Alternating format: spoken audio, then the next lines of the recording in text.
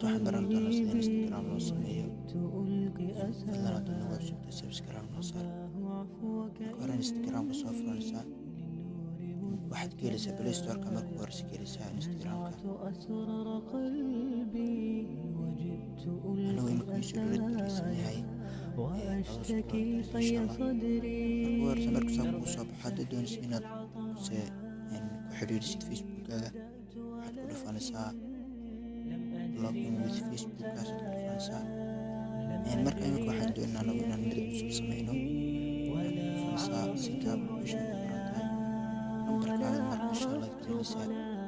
amba haddaad doonaysid email address aad ku samaysatid emailkaaga baad gelinaysaa.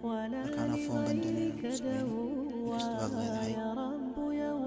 marka next tiraahid marka waxaad ku qoraysaa lambarka aad doonaysid inaad ku qoratid.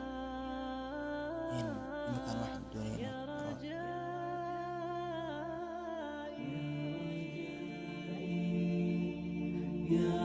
markaad waxaad jeceshay baad ku qoranaysaa. passwordkana waxaad jeceshay baad ka dhiganaysaa. marka waxaad ku dhufanaysaa continue, taadaad kusii dhufanaysaa. allow baad odhanaysaa suu ugu samaysmo. marka waxaad samaynaysaa date-ka dhalatay adiga. waxaan ka dhigaynaa 2000 ka dhig.